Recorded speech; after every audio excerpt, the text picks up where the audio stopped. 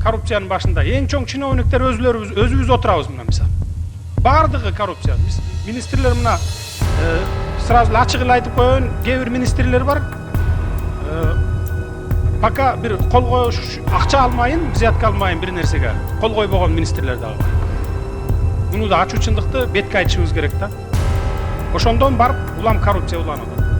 Анан кумтөрдүн алтыны күнүнө 125 килограмм алтындан суткасына алтын алат да ошол жерде. Эсептеп көрсөң 2 миллионго жакын доллар. Анын баары каяка кетип атат? Мен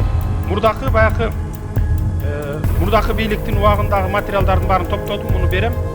Именно ушу Феликс Шаршимбаев сизге, Курманбек Салиевичке мынакей мен жөнөтөм. И плюс еще депутаттардын ар бирөөнө ушул материалды берем. 100 листтен турган материал. Мен айтайын дегеним, мурдакы Созовдун депутаттары комиссия болуп текшерген да Кумтөрдү.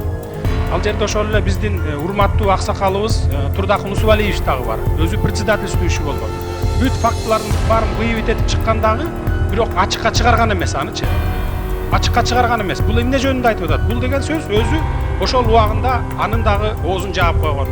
Же болбосо сүйлөшүп баягынын акырын убагында басып койгон деп мен түшүнөм да ошондой.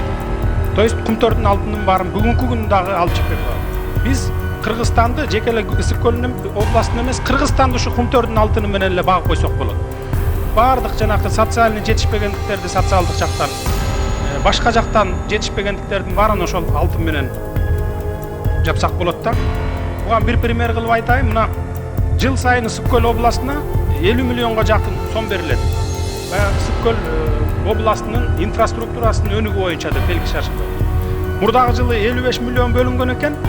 Бир мынакей же жазгы талаачылыгына жардам берилген жок ошол акчадан. Же болбосо ушул социалдык жагынан өнүгүп кеткен жок да. Мына ошол кезде Шайлиева губернатор эле Чолпон атанын ортосуна 28 миллионго бир детский площадка курдум деп жасайт. 3 миллион сом кетпейт ошол жерге. Мына азыр ишенбесеңиз барып комиссия түзүп карап көрүңүз, 3 миллион сом менен бүтүрчү жерде. Ошол жерге 28 миллионду салып туруп ошону жеп койгон да.